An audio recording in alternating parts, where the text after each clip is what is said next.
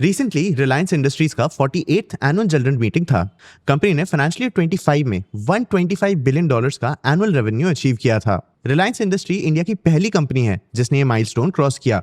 Company ने Google और Meta के साथ एआई पार्टनरशिप भी डिक्लेयर किया और 2026 तक जियो का आईपीओ लाने का भी प्लान डिक्लेयर किया। लेकिन इंटरेस्टिंगली इन प्रोमिसेस और पोटेंशियल के बावजूद रिलायंस इंडस्ट्रीज के शेयर प्राइसेस नेक्स्ट डे 2.21% गिर गए। आज के इस वीडियो में हम रिलायंस इंडस्ट्री के एजीएम के हाइलाइट्स एक्सप्लोर करेंगे। हम कंपनी के अलग अलग बिजनेसेस का परफॉर्मेंस भी देखेंगे, फिर हम कंपनी से रिलेटेड कुछ चैलेंजेस भी समझेंगे। एंड में हम कंपनी के फ्यूचर प्लान्स और प्रोस्पेक्ट्स भी एक्सप्लोर करेंगे। चलिए शुरू करते हैं। सबसे पहले कंपनी के फाइनेंसेस देखते हैं। 48th एनुअल जनरल मीटिंग में रिलायंस इंडस्ट्रीज ने फाइनेंशियल ईयर 25 का परफॉर्मेंस दिखाया। ये कंपनी का आज तक का सबसे अच्छा फाइनेंशियल परफॉर्मेंस था। कंपनी का रेवेन्यू 10.7 लाख करोड़ रुपीस या $125 बिलियन तक पहुंचा। जैसा मैंने बताया, रिलायंस इंडस्ट्रीज इंडिया की पहली कंपनी है जिसने $125 बिलियन का रेवेन्यू अचीव किया। कंपनी का नेट प्रॉफिट 81,309 करोड़ रुपीस तक पहुंचा। इंटरेस्टिंगली कंपनी के रेवेन्यू ग्रोथ से ज्यादा इस ग्रोथ का सोर्स था। रिलायंस इंडस्ट्रीज का बिजनेस ट्रेडिशनली ऑयल रिफाइनरी और पेट्रोकेमिकल्स में इन्वॉल्व था, लेकिन अब कंपनी के नए बिजनेसेस का कंपनी के रेवेन्यू में शेयर बढ़ रहा है। कंपनी के डिजिटल सर्विसेज बिजनेस ने रेवेन्यू में 15% और प्रॉफिट्स में 32% कंट्रीब्यूट किया। मतलब कंपनी के नए बिजनेसेस के एक्सपेंसेस ऑप्टिमाइज्ड हैं, इसीलिए इनके रेवेन्यू में कम कंट्रीब्यूशन के बावजूद इन सेगमेंट्स ने कंपनी के प्रॉफिट में ज्यादा कंट्रीब्यूट किया। अब ये तो था कंपनी का ओवरऑल फाइनेंशियल परफॉर्मेंस। चलिए अब कंपनी के अलग अलग सेगमेंट्स के परफॉर्मेंस और एजीएम के मेजर अनाउंसमेंट्स को एक्सप्लोर करते हैं। सबसे पहले रिलायंस जियो से शुरुआत करते हैं। जियो ने 498 मिलियन से ज्यादा डेली यूजर्स रिपोर्ट किया। ये नंबर पूरे ईयू के पॉपुलेशन से भी ज्यादा है। नंबर ऑफ कस्टमर्स के बेसिस पे रिलायंस जियो इंडिया का सबसे बड़ा मोबाइल डेटा नेटवर्क बन चुका है। लेकिन इस कस्टमर ग्रोथ के बावजूद रिलायंस का एवरेज रेवेन्यू पर यूजर ऑलमोस्ट फ्लैट रहा। सिर्फ यही नहीं, रिलायंस का कस्टमर से पर गीगाबाइट रेवेन्यू भी लास्ट 3 क्वार्टर से कम हो रहा है। फाइनेंशियल ईयर 26 के क्वार्टर 1 में ये नंबर ईयर ऑन ईयर 7% कम हुआ। मतलब रिलायंस जियो का कस्टमर बेस ग्रो तो हो रहा है, लेकिन इस ग्रोथ को अचीव करने के लिए बिजनेस लगातार अपने प्राइसेस कम रख रही है। ये जियो के इनिशियल डेज में कस्टमर एक्वायर करने का अच्छा तरीका था, लेकिन अब अगर ये बिजनेस इसी स्ट्रैटेजी पे चलता रहा तो शायद प्रॉफिट सस्टेन करना मुश्किल हो सकता है। अगर बिजनेस को इसके क्लोजेस्ट कंपेटिटर से कंपेयर करें तो रिलायंस जियो ने एक स्ट्रॉन्ग कस्टमर बेस बनाया है, लेकिन भारतीय एयरटेल का बिजनेस मॉडल ज्यादा प्रॉफिटेबल है। और तो और रेगुलेटरी डेटा के हिसाब से एयरटेल का सब्सक्राइबर ग्रोथ जियो से ज्यादा है। एयरटेल का 250 रुपीज का एआरपीयू या एवरेज रेवेन्यू पर यूजर जियो के 209 रुपीज से ज्यादा है।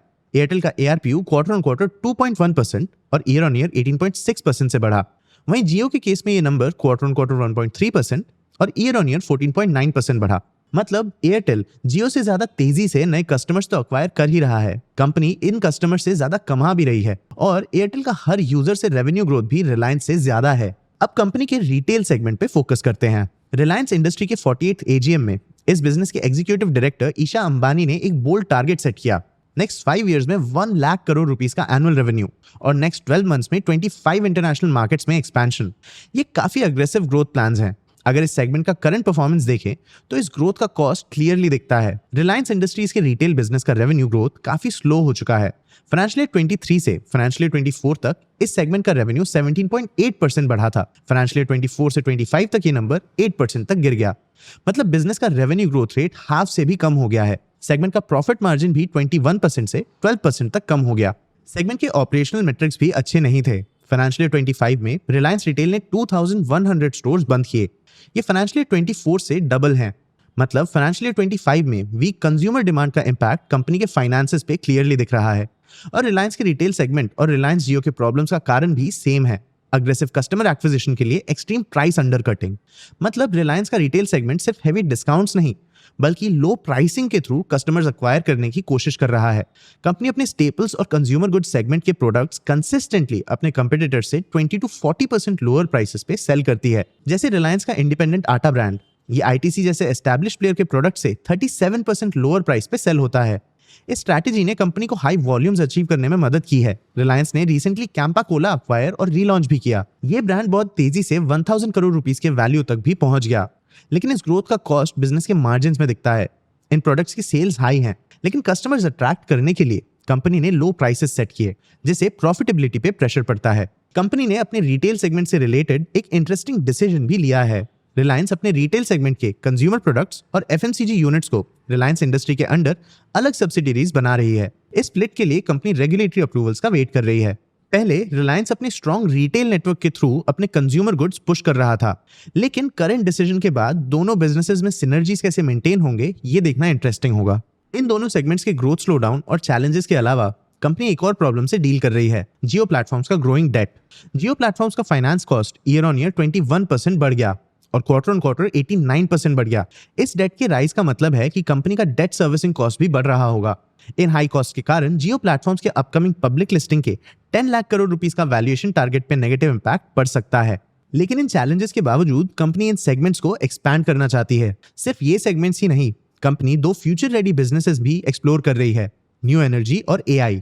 अनंत अंबानी ने रिलायंस के एजीएम में कंपनी के न्यू एनर्जी बिजनेस से रिलेटेड एक बोल्ड क्लेम किया। नेक्स्ट 5 to 7 ईयर्स में new energy business oil to chemicals division को मैच कर पाएगा। रेफरेंस के लिए कंपनी का oil to chemicals business 6.2 lakh crore rupees का रेवेन्यू जनरेट करता है, तो ये टारगेट मीट करना कोई इजी टास्क नहीं होगा। लेकिन कंपनी के न्यू एनर्जी बिजनेस का स्केल काफी इंप्रेसिव है। इस सेगमेंट के जामनगर फैसिलिटी का एरिया 5.5 लाख एकर्स है। कंपनी इस फैसिलिटी में पीक डिप्लॉयमेंट पीरियड में डेली 50 मेगावाट का सोलर मॉड्यूल ऐड करने का प्लान कर रही है। लेकिन इस प्लान में कुछ एग्जीक्यूशन चैलेंजेस हैं। कंपनी का बैटरी सेल प्लांट ओरिजिनली 2025 के लिए शेड्यूल हुआ था, लेकिन ये प्लान 2026 तक पोस्टपोन कर दिया गया है। कंपनी के सोलर सेल मैन्युफैक्चरिंग में 200 मेगावाट के असेंबल्ड मॉड्यूल्स भी हैं, लेकिन फुल स्केल प्रोडक्शन का कोई डेफिनेटिव टाइमलाइन अभी तक नहीं बना है। इन डिलेज का इंपैक्ट कंपनी के फाइनेंसेस पे पड़ सकता है। न्यू एनर्जी में कंपनी को बहुत इन्वेस्टमेंट करने की जरूरत पड़ती है। इन इन्वेस्टमेंट्स के रिटर्न्स फैसिलिटीज के ग्लोबल कॉम्पिटिटिवनेस अचीव करने पे डिपेंड करते हैं, जिसके लिए इन फैसिलिटीज को ऑपरेशन टाइम की जरूरत होती है। टाइमलाइंस में डिलेज के कारण इन ऑपरेशन पीरियड्स और फैसिलिटीज के रिटर्न्स में भी डिलेज आ सकते हैं।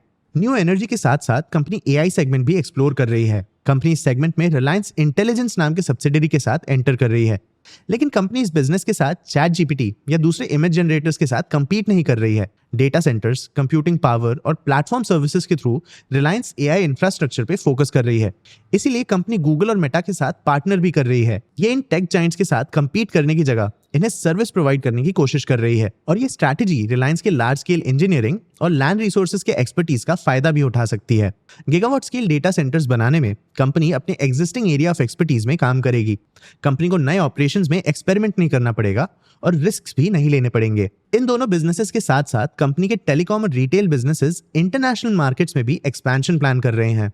रिलायंस को इंटरनेशनल मार्केट्स में हर फील्ड में एग्जिस्टिंग जायंट से कंपटीशन फेस करना पड़ेगा। रिलायंस का करंट लो प्राइस स्ट्रैटेजी इंडिया जैसे प्राइस सेंसिटिव मार्केट में तो काम करता है, लेकिन हो सकता है ये स्ट्रैटेजी डेवलप कंट्रीज के मार्केट्स में काम ना करे।